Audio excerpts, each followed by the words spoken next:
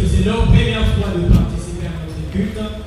Et le groupe est appelé Sauver pour Sauver, en sigle SPS. Même juste là derrière, vous allez voir leur banderole, ils ont leur logo. C'est un mouvement chrétien dont la vision est de peupler l'enfer par la puissance de l'évangile de Christ.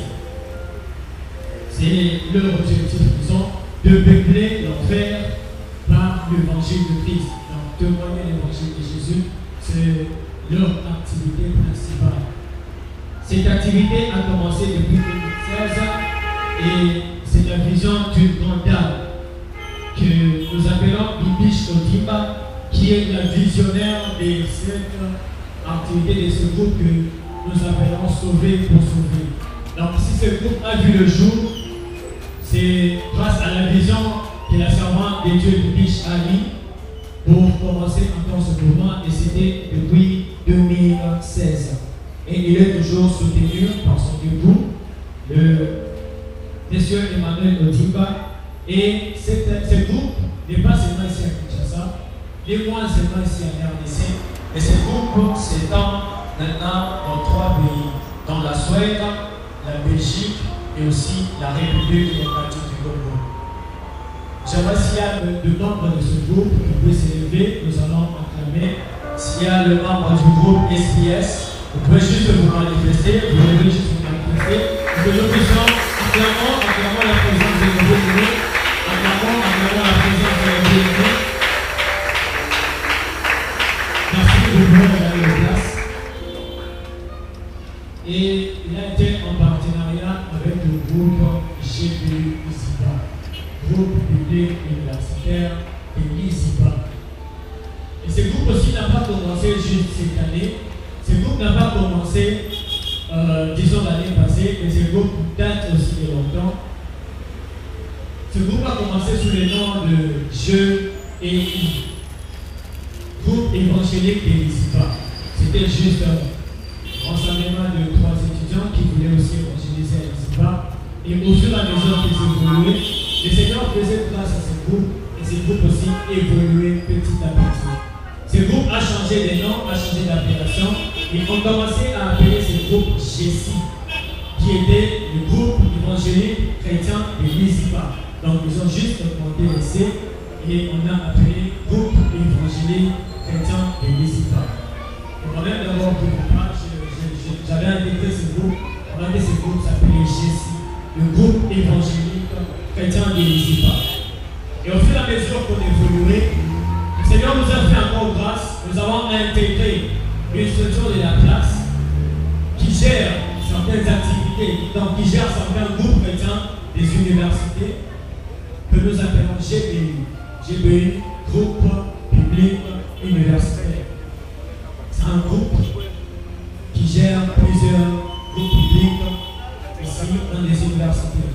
Les GPU ne se trouvent pas seulement ici à l'ISIPA, les GPU ne se trouvent pas seulement à l'UPC, mais les GPU se trouvent dans plusieurs universités ici. À Kinshasa, se trouvent dans plusieurs universités, dans plusieurs provinces. Donc c'est une structure que nous avons intégrée et actuellement, nous avons organisé ce culte en collaboration ou bien en partenariat avec ces 2 groupes. Donc le GPU ISIPA et SPS de Sauver pour Sauver. Donc si vous êtes dans ces lieux, vous ne vous sentez pas mal à l'aise, sentez-vous déjà dans la présence de votre Dieu. C'est que moi j'aime avec ces 2 groupes que nous avons la même vision. Même les GPU ISIPA ont la seule vision de dépeupler l'enfer, et nous pouvons dépeupler l'enfer par l'évangile. Nous pouvons dépeupler l'enfer par l'évangile de Christ. Nous témoignons seulement Jésus-Christ comme le seul Dieu pour ça qu'il est capable.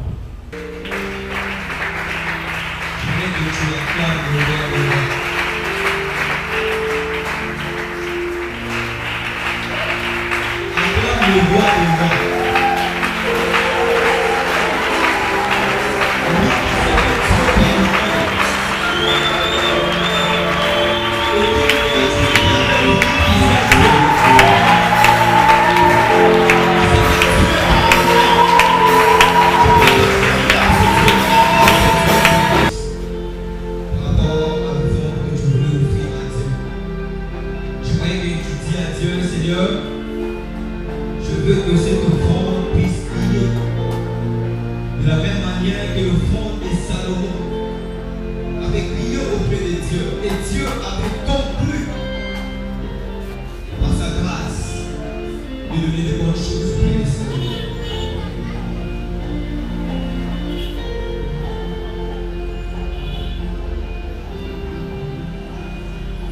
Prions au nom de Jésus. Seigneur Dieu, nous te disons merci Père.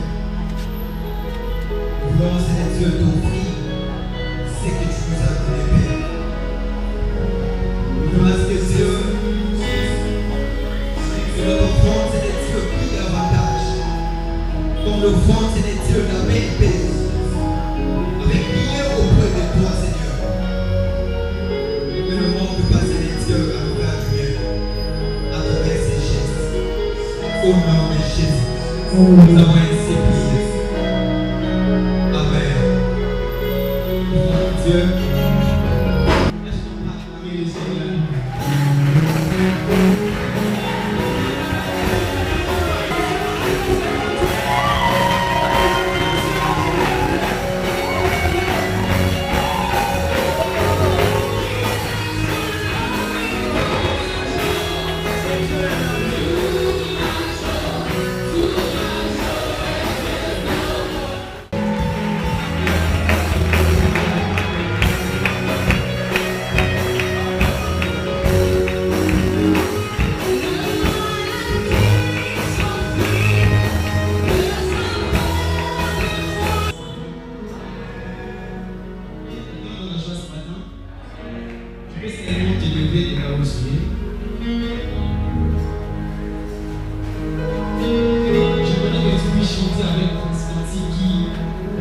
Depuis que j'étais là assis, ça dit tout simplement ceci.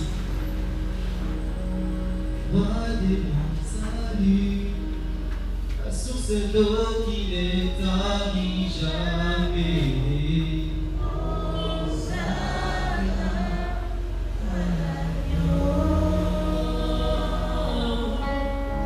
Gloire du monde, salut, la source d'eau qui n'est tarie jamais.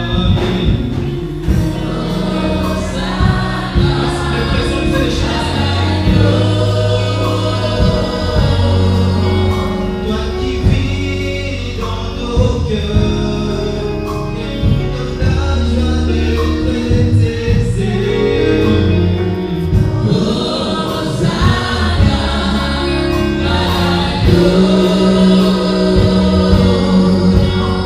Le terme c'est le bruit de pas aux cimes des mûriers. Le bruit de pas aux cimes des mûriers. Amen. Amen. Vous serez d'accord avec moi que le monde, dans sa conception, est formé de sons, de bruit. La Bible déclare, lorsque vous lisez le livre de Genèse, chapitre 1, au verset 3, la Bible dit que Dieu dit. Ça veut dire que Dieu parla. Je me dire que le bruit, c'est un son ou un ensemble de sons qui se produit en dehors de toute harmonie régulière. Dieu, étant le Dieu de l'univers, il a voulu créer le monde. Il a commencé à émettre un bruit. Il a commencé à émettre un son. L'esprit des eaux mouvait, l'esprit de Dieu mouvait au-dessus des eaux et Dieu commençait à parler. Elle veut dire, Dieu a dit que ceci soit le premier jour, le deuxième jour, le troisième. Et à chaque fois que Dieu était en train de faire ses œuvres, il parlait.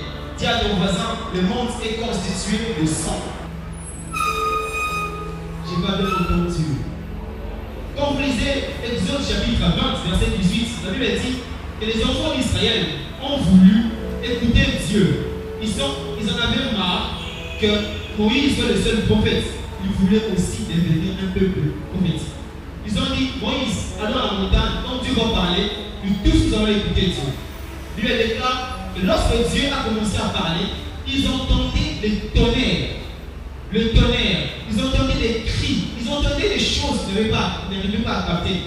Je me suis posé la question, Saint-Esprit, Seigneur, mais quand tu parlais avec Moïse, il t'attendait comment? Parce que le peuple entendait les bruits. Il n'arrivait pas à capter le message de Dieu. Mais Moïse était capable il sait exactement ce que Dieu disait. J'aimerais déjà dire en passant que le premier don de la parole de connaissance, la personne qui l'a exercé, c'est Moïse. Vous savez que je ne peux pas dire. Et le pas, c'est quoi? Le pas, c'est un mouvement que fait une personne ou un animal en mettant en marchant un pied devant l'autre. Lorsque quelqu'un marche, c'est sans le pas. Il est en train de marcher. Alors, si je voudrais vraiment définir les concepts sur lesquels on est en train de tourner, le mûrier, c'est tout simplement les arbres. Ce sont des arbres. C'est un arbre de feuilles alternes dont le fruit s'appelle le mûr. Quand vous lisez, on dit que cet arbre peut mesurer à 10 mètres de hauteur. Et l'espèce sauvage de cet arbre peut mesurer à 30 mètres. Et la Bible déclare que dans tout ça, il s'est passé une chose dont nous allons lire bientôt. Ne vous en faites pas, je n'ai pas encore donné le passage, ne vous en faites pas. On va lire 2 Samuel, chapitre 5, versets 22 à 24.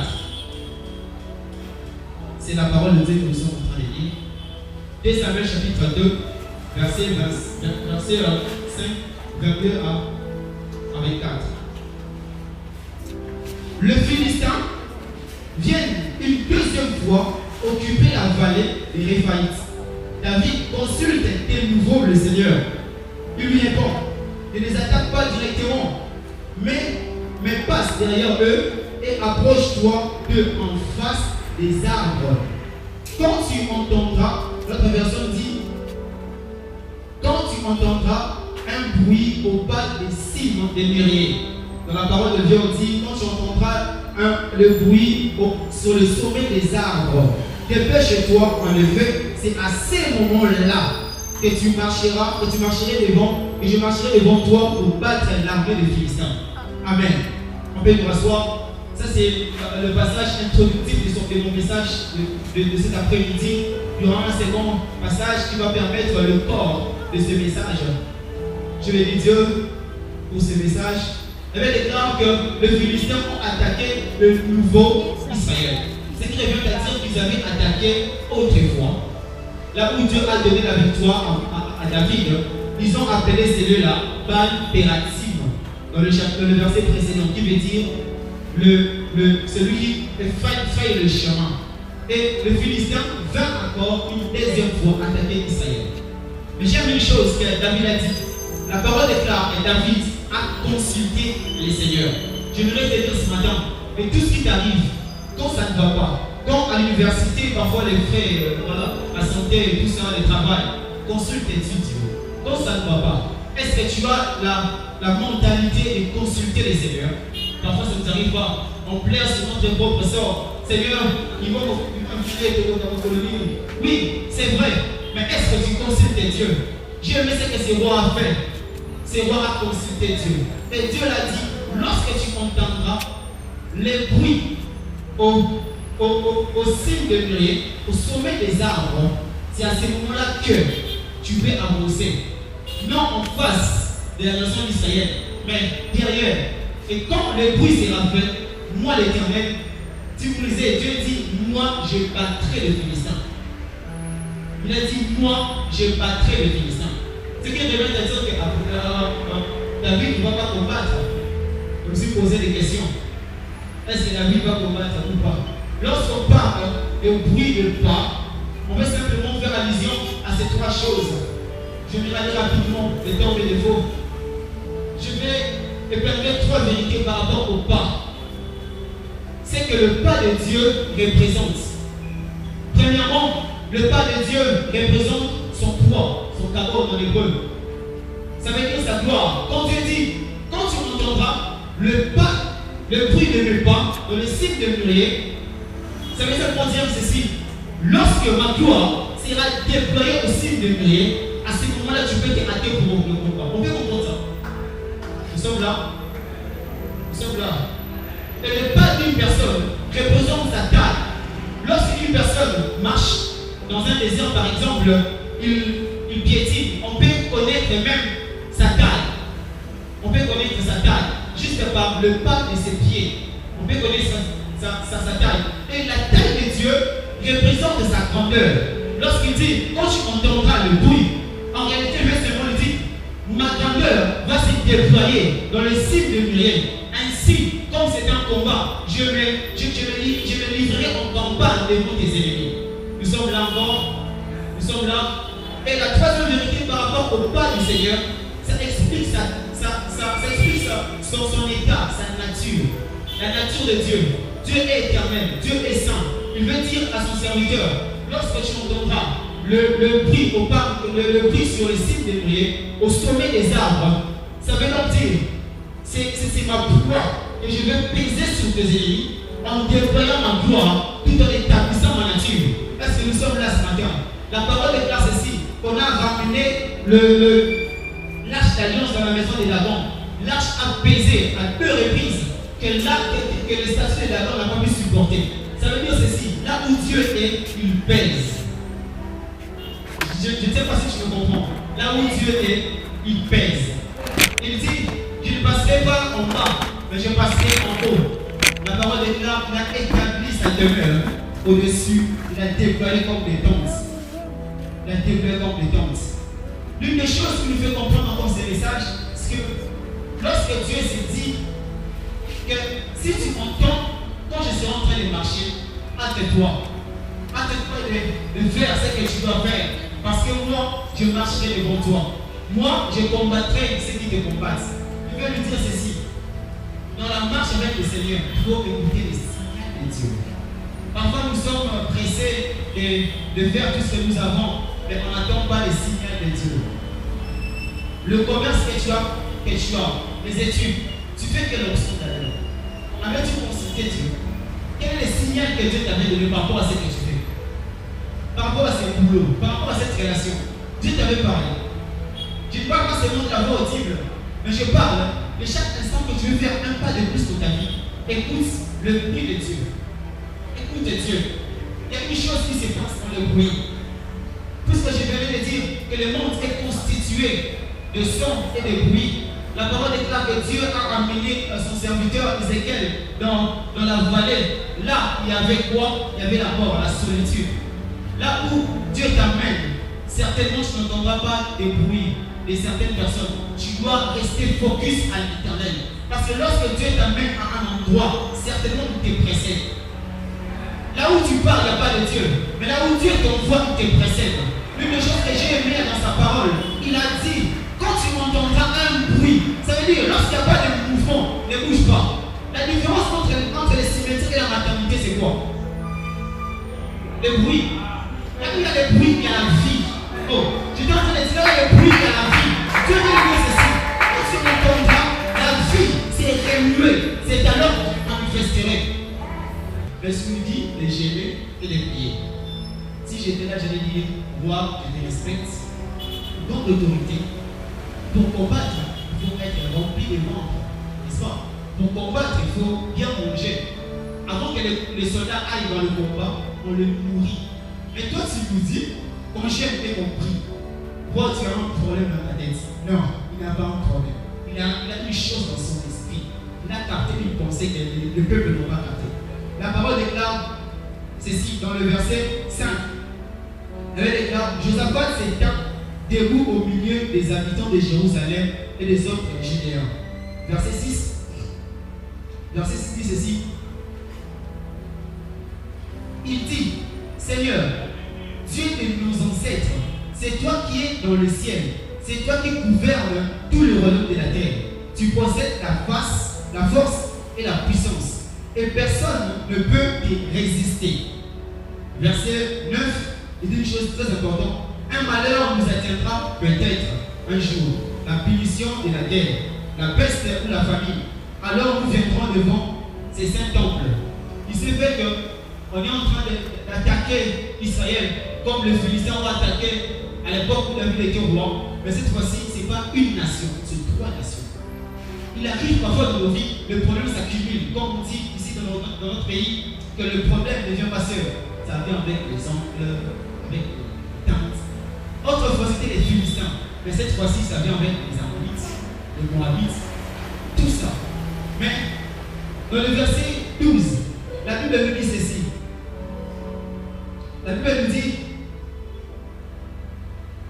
toi, notre Dieu, est-ce que tu ne vas pas nous rendre justice contre eux? Nous sommes faibles devant cette armée immense qui vient nous attaquer et nous ne savons pas quoi faire. C'est pourquoi nos yeux se tournent vers toi. Ils avaient un problème. Ils ont consulté Dieu. Ils sont affamés. Ils disent, nos yeux se tournent vers toi. D'où est-ce que tu attends ton secours? Chez ton oncle? Il a un homme qui peut mourir. Ça vient d'où ton secours? Le secours ne viendra de l'Éternel qui a fait le ciel et la terre. Tu ne permettras pour de péché ciel. C'est lorsque tu apprends à consulter Dieu. Les combats, oui, ça arrive. Ça arrive. Mais lorsque tu attends ton secours devant Dieu, on parle. Le verset 14 nous dit ceci. Alors au milieu de l'assemblée, l'Esprit du Seigneur saisit Yéziel, un lévite, fils de Zacharie et petit-fils de Benaïa. Benaïa était lui-même le fils de Hirel. Le petit-fils de Matania, ils sont de la famille d'Asaph. N'oublie pas, Asaph. Les psaumes étaient écrits par plusieurs personnes, n'est-ce pas? Entre David et Asaph. On est en train d'aller lentement, ne vous en faites pas. D'Asaph. La Bible dit dans le verset qui suit, voici ce que le Seigneur vous dit. Là c'est Asaph qui parle. Il dit, vous dit, n'ayez pas peur, ne soyez pas effrayés devant cette immense armée. Il est en train de prophétiser, je me rappelle. Je vous rappelle qu'il est en train de prophétiser. Il dit, mais les résultats du combat, on ne dépendra pas de vous, mais de moi, votre Dieu.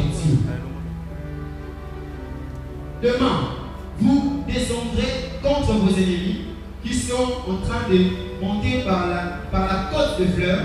Vous les trouverez au bout du ravin, en face du désert d'Irouel. Vous n'aurez pas besoin de combattre. Souvenez-vous, avec David, Dieu a dit, moi-même, je battrai les Philistins. Ici, Dieu est en train de dire, vous n'aurez pas besoin de combattre. Mais Seigneur, combat. Tu ne vas pas combattre. C'est absurde, n'est-ce pas? Non. Dieu a toujours eu raison quand il parle. Il dit, nous n'avons pas besoin de combattre contre eux, habitants de Jérusalem et de Juda. Tenez-vous là, arrêtez-vous et regardez comment moi, le Seigneur, je vous délivrerai. N'ayez pas peur. Quand vous serez en train de lire plus loin, dans le verset 22, 20 à 22, je commence par le verset 20, il dit, le jour suivant, tôt le matin, tout le monde se met en route pour le désert. Le verset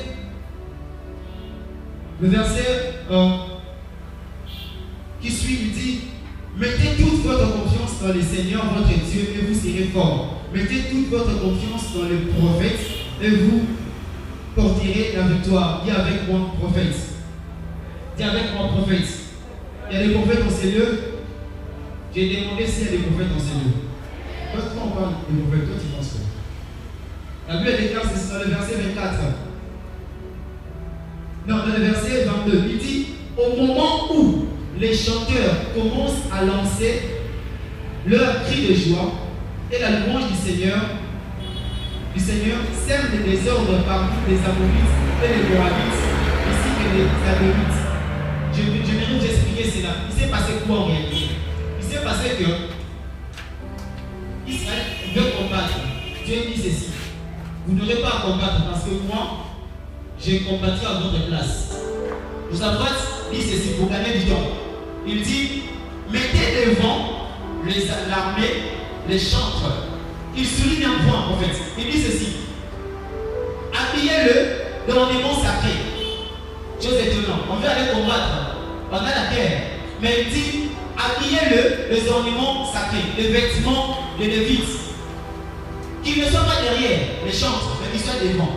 Une armée, normalement, pour aller combattre, il faut que les soldats soient devant au front. Vous êtes d'accord avec moi? Ici, Dieu dit ceci. Non. Devant, ne mettez pas n'importe qui. Mettez les chantres. Où sont les chantres ce matin? Les chantres sont prophétiques. J'aimerais dire à quelqu'un, la victoire ne peut certainement pas commencer par l'ange des guérisons des miracles, mais par celui qui sait se prosterner. La parole déclare ceci. Dieu dit à son serviteur en train de dire ceci. Josaphat se prosterna genoux, le front contre le sol. Le front contre le sol, à genoux comme ça. Oh, je pensais qu'il y avait des prophètes ici. La parole déclare, le fond contre le sol, en jeûne et en prière. Si tu n'as pas mangé depuis le matin, le fond contre le sol, ça te donnera des mots de tête. Mais eux, à genoux, en train de faire quoi? Louer et adorer. Je voudrais dire une chose, on ne combat pas un peuple en état affamé de la volonté de Dieu. Deuxième chose, on ne combat pas un peuple adorateur. On ne fait pas le cœur à un peuple qui sait gêner et prier quand ça va mal. Il ne faut pas crier, jeûne et prie, cherche la face de Dieu. Je ne suis pas venu motiver quelqu'un d'une chose, mais je vais te donner la vérité de la parole de Dieu. La parole déclare, il y avait les chantres et les vents en train de chanter. Nous allons où? Au combat. Où sont les armes? Il n'y en a pas. Vous faites quoi? On chante. Oh, il n'y a pas dans votre tête. On chante avec des habits sacrés, avec des habits des Lévites. Ils sont en train de chanter. La Bible déclare qu'ils sont en train de lancer des cris, des louanges. Souvenez-vous, lorsque Dieu dit, vous entendez le bruit, les cris, ce sont nécessairement le bruit. Ils sont en train d'annoncer de façon harmonieuse ou pas. Ils sont en train de déclarer la louange de Dieu. Avec quoi? La parole, les tambourins. En fait, ils étaient en train de faire des bruits. Je vais dire à quelqu'un, apprends à faire des bruits. Parce que le monde est constitué de sons. Mais voilà. Dieu a parlé. Il a déclaré des choses par rapport à la création du monde. Quand ça va mal, souvent, à l'église, quand on prie, on a l'habitude de faire quoi? Taper les mains. Dès que tu tapes les mains, dans les grandes verses, ça se transforme en éclair. Hein? Tu as déjà pensé à ça? Je tape les mains, le pasteur dit que ça se transforme en éclair aux grandes adverses. J'aimerais te dire que cette pensée est prophétique. Quand tu apprends à manifester la vie par le son, par les cris, Dieu délivre tout son peuple. Ils sont en train d'adorer ici, ils sont en train de louer, ils sont en train de faire ces choses. Lorsqu'ils rencontrent l'armée adverse, il se passe ces choses. Dieu a dit à David, je passerai devant toi, je combattrai. Il dit aussi à Josaphat, je passerai devant toi. Moi, je mettrai en campagne devant tes ennemis, je combattrai. Oh. La nation d'Israël arrive au lieu du combat, il regarde, il observe, il trouve des morts. Si vous lisez, vous allez les trouver. Il trouve l'armée ennemie, tous étaient morts. Ils regardent, ils se disent, oh, qu'est-ce qui s'est passé ici? Non, il s'est passé que la louange et l'adoration en état de jeûne a fait en sorte que le poids de Dieu, la gloire de Dieu, la nature de Dieu se dévoile dans la nature. Enfin, tout celui qui se trouve meurt. Lorsque Dieu dit, quand tu n'entendras le bruit, hâte-toi. C'est un signal. Si tu n'entends pas le bruit, ne te précipite pas. Attends encore, tu n'es pas en retard. Tu ne fais pas la course avec quelqu'un. La Bible dit ceci. Si vous lisez Exode 33, de 18 à 23, la Bible dit que Moïse arrive à un moment où il veut aller dans le temple de l'assignation. Là, la Bible dit que la gloire de Dieu s'est manifestée dehors, pas à l'intérieur. Tout ce qui était dehors veut voir Dieu par la colonne de nuée. Amen. Vous lisez la Bible, n'est-ce pas? Et Dieu dit, Moïse, c'est là que je pars. Même parfois, Josué, quand il est dans le temple, il ne sort pas. Parce que la gloire de Dieu est là. La gloire de Dieu tue. Dieu dit à Moïse, plutôt Moïse dit à Dieu, Seigneur, si tu trouves grâce à tes yeux, fais-moi voir ta gloire. Vous allez lire à la maison. Exode 33, 18 à 23. Fais-moi voir ta gloire. Dieu dit, Moïse, toi c'est bon pour nous. Lui ne veut me voir. Mais toi, tu me vois. Ok. Bon, je vais quand même te préserver. Je vais te montrer ma gloire. Mais de l'eau. Alors si demandé au Seigneur, pourquoi est-ce que David combat la nation d'Israël? Il gagne le combat. Dieu a dit je combattrai. Josaphat de même. Oh, il s'est passé quoi en réalité? Dieu dit je passerai devant toi, tu me verras les eaux. Mais avant, il y a une chose. Je vais te placer auprès de moi. Il a dit tiens-toi près de moi sur le rocher. Pourquoi le rocher? C'est un signe de stabilité. La pierre est un signe de stabilité. Il dit tiens-toi sur le rocher. Mais lorsque je passerai devant toi, je te placerai dans le creux du rocher. Je suis sur le rocher, Mais quand toi tu es passé, tu te places dans le creux du rocher. Et maman te couvrira. Ainsi tu me verras de l'eau. Car aucune personne, dans ma version on dit aucun être humain, ça recadre la pensée. Aucun être humain ne peut me voir et vivre.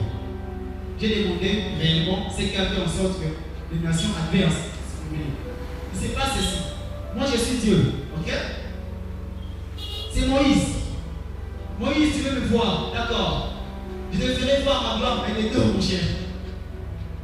Ici, il y a la nation adverse. Tu peux passer les mots, mon frère? Ma soeur, s'il te plaît. Regardez-moi, s'il vous plaît. Regardez-moi. Regardez-moi. Tu es sur le rocher.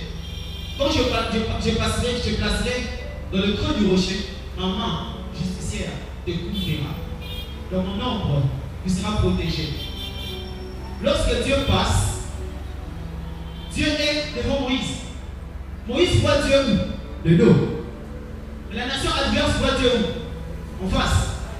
Je me suis dit, si le peuple adverse devrait mourir, en réalité, c'est parce qu'il est exposé à la gloire de Dieu. C'est parce que Dieu, non Moïse, lorsque Dieu te me voir de face à vivre, ça veut dire mon Dieu ceci, je te couvre toi de mon âme. Quand j'avance, je te couvre. Mais les Philistins, mais les Moabites, quand je me dis, lorsque je te pourrai, tu ne vivras pas. Mais toi, tu vivras. Ce sont les humains. Ce sont les humains. Ils vont mourir. Mais toi, tu seras couvert de goodness. Quelqu'un comprend cela. Lorsque Dieu est devant toi, il fera en sorte que tout réussisse dans ta vie. Est-ce que tu sais faire marcher Dieu devant toi? Dieu, on peut le faire marcher. On peut faire marcher Dieu devant soi. C'est ça la clé de mon message. Fais marcher Dieu devant toi quand il y a un signal prophétique. Tous les prophètes qui sont ici, ils savent. C'est quoi les sons, c'est quoi les bruits, c'est quoi l'écoute. Dieu dit quand je passerai, toi tu seras couvert. Mais les peuples ne vont pas à lui. Merci beaucoup de m'écouter. 4 vérités par rapport au verset 3. Lorsque je t'appelle à l'enfant, la parole est claire. Je voudrais dire 4 vérités plutôt. Que ta décision influence ta réaction. Ta décision influence ta réaction. Il s'est décidé de consulter Dieu. Cela a influencé la manière dont il va agir. Tu vois, quand tu as mal, quand tu passes par la deuxième session à l'université, tu vois comment tu réfléchis déjà. Il faut que je donne quelque chose pour ça. Il faut. Tu vois comment tu échoues. Tu vois. Parce que la décision que tu as prise n'est pas bonne. Ça a influencé ta manière de penser. Tu commences à pécher, à accumuler péché sur péché. Et Dieu ne marche pas avec toi. Quand dans ce travail-là, tu sors avec le directeur, tu vois, la décision que tu prends de dire oui, ça te conduit à des réactions bizarres et qui te conduit pratiquement en enfer. Pratiquement en enfer. Comme je disais, on ne fait pas la guerre contre un peuple qui est en état de jeûne. Ils avaient mal, mais ils étaient en état de jeûne. Ils priaient. Il a placé le chantre devant. Oui, quand les situations vont mal, apprends à donner Dieu. Apprends à célébrer Dieu. D'ailleurs, Seigneur, je ne te loue pas parce que tu as donné. Mais je te loue parce que je n'ai rien vu, mais je te loue encore. Quand tu adores Dieu prophétiquement, c'est alors qu'il s'est mal. Dieu fortifie ceux qui, par sa volonté, combattent affamés. Là où Dieu t'envoie, il te précède. Une chose s'est passée dans le verset 18. Nous échouons très souvent parce que nous ne savons pas louer et adorer Dieu. Une des choses qui a caractérisé David et Josaphat, c'est la louange et l'adoration. Ils ont consulté Dieu, ils ont prié et ils ont vu la gloire de Dieu. Fais marcher Dieu devant toi. Attends Dieu qui te parle. Attends qu'il te parle. Attends qu'il te parle. La Bible déclare ceci. Il y avait 3 personnes qui étaient des lépreux. Ils se disaient, si nous allons dans le temps adverse, nous mourrons. Si nous entrons chez nous, on va mourir. L'enseignement de l'élément adverse nous tue, tant mieux. La parole de lorsque vous avancez, les ennemis pourraient entendre leur et comme le chat qui a avancé. Pourquoi? Parce qu'ils se disaient, nous sommes tellement incapables. Et Dieu va faire en sorte que le pas puisse sonner de l'autre côté, que le bruit s'efface. lorsque les bruits se font, le tonnerre, parce que tu as attendu Dieu, Dieu fera en sorte que les autres entendent comme si c'est lui-même qui descendait. C'est parce qu'on a compris ça. Comment faire marcher Dieu devant soi? Comment faire en sorte que Dieu marche devant toi, afin que tu entendes le bruit de ses pas lorsqu'il déploie sa gloire? La première des choses, c'est la prière. Ça veut dire consulter Dieu. Il est dit dans 1 Thessaloniciens 5:17, priez sans cesse. La deuxième des choses, c'est l'adoration et la louange. Psaume 22:4, il est écrit que Dieu siège au milieu de l'adoration de son peuple. Vous voyez comment qu'est-ce que tu échoues? Tu ne sais pas adorer Dieu. Tu adores Dieu comme si c'était une transaction. Seigneur, si tu me donnes, je te loue. Non. Seigneur, si tu fais, c'est alors que je vais te louer. Non. Ils n'avaient pas encore la victoire, mais ils ont commencé à chanter. À quel état? Des jeunes. La troisième des choses, c'est là où je vais plus m'apaisantir. C'est l'appartenance à Dieu et la reconnaissance de sa personne. Je viens dire à quelqu'un ce matin, Dieu a marché avec Josaphat. Il a dit une chose dans sa prière. Il a dit, le Dieu de nos ancêtres. Le Dieu, il est devenu déjà ton Dieu. Ta vie, tu l'as donnée à Jésus-Christ. On ne sait pas. Il faut appartenir à Dieu et reconnaître ce qu'il est. Il dit dans Galates chapitre 2 verset 20, si je vis, ce n'est pas moi, mais c'est Christ qui vit en moi. Il t'est déjà arrivé de voir cela, que tu te rends compte que quand tu vis là, c'est toi qui vis en toi-même. Comment faire marcher Dieu? Comment faire marcher Dieu? Je finis mon message par là. Tu veux certainement que Dieu marche devant toi. Oui, tu veux certainement écouter Dieu. Écouter lorsqu'il avance, lorsqu'il est en train de déployer le bruit de ses pas comme un signal. Le bruit des pas de Dieu dans le cycle de prière, c'est tout simplement le signal que Dieu te donne pour commencer le début d'une chose. C'est le signe que Dieu déploie. Le signe que Dieu déploie. Est-ce qu'on peut lever notre main là où nous sommes? S'il faut se lever, pourquoi pas? Parce que Dieu est présent. Parce que Dieu est présent.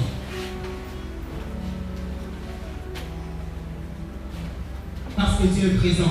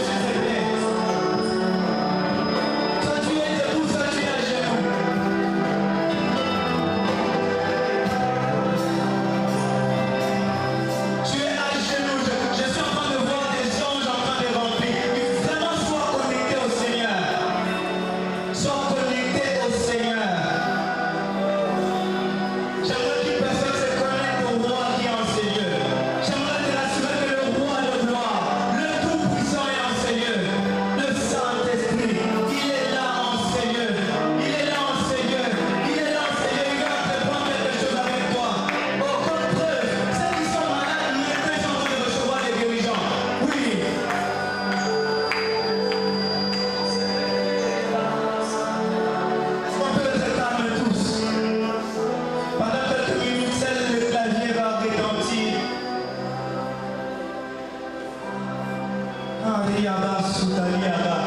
sommes là. J'aimerais que sans micro, que nous puissions tous chanter ces chants. Je vois le Seigneur par ses anges affecter des personnes en Seigneur. Je vois le Seigneur élever toute une armée en Seigneur au travers de ces chants.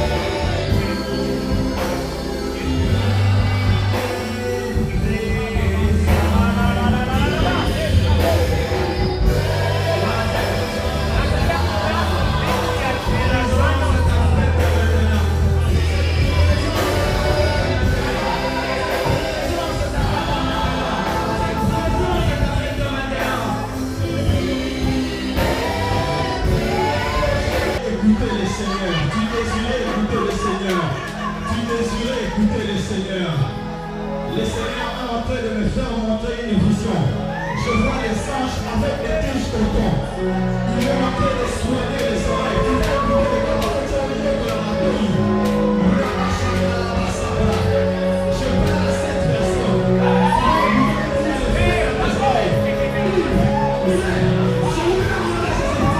Sois touché dans le ciel.